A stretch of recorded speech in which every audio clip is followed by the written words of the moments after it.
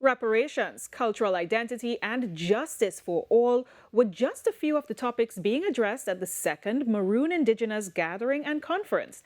The regional event is underway in Chaguaramas, and Browne-Campbell has the details.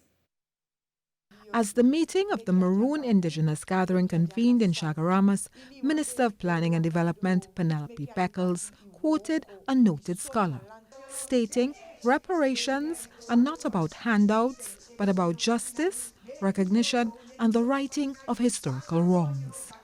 Our nation is firmly committed to advancing policies that promote cultural equity, justice, and sustainable development.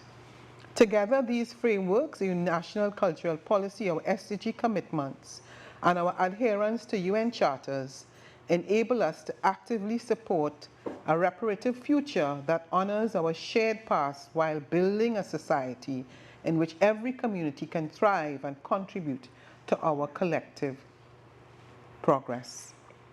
Historian Dr. Claudius Fergus endorsed Minister Beckles' statement on reparations. It is a historical fact that your ancestors were enslaved in the United States of America. The United States government therefore owe you your 40 acres and a mule. I say that metaphorically to draw attention to the fact that you must contend with a dual perspective on reparations. Dr. Fergus noted in 2021 a U.S. Congresswoman introduced permission to study and develop reparation proposals for African Americans, a bill popularly known as H.R. 40, which harks back to the 40 acres and a mule.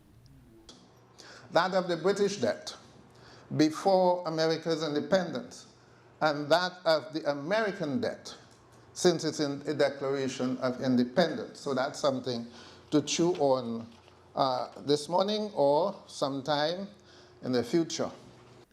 Titled Envisioning a Connected Maroon Diaspora and a Reparative Future, the symposium is the second regional gathering on Indigenous people.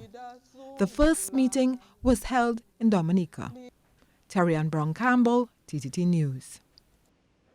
Researching methods must be transformed, especially when it comes to collecting data on Indigenous people.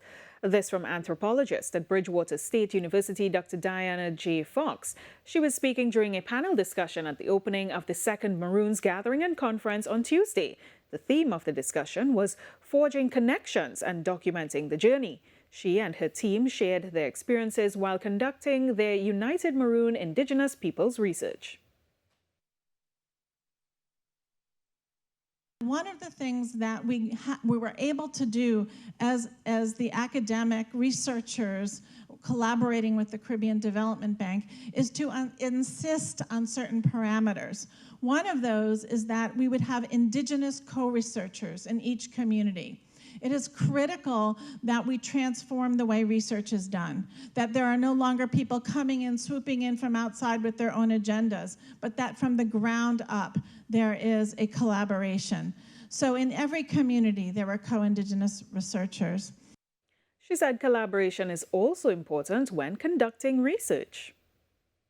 So by incorporating an Indigenous Peoples Advisory Group, by ensuring that there are a code of ethics for working with Indigenous peoples, which the bank is in the process of adopting, and by ensuring that there is this collaboration with Indigenous peoples in research on agendas that they identify, you all identify as important, then we're making institutional change.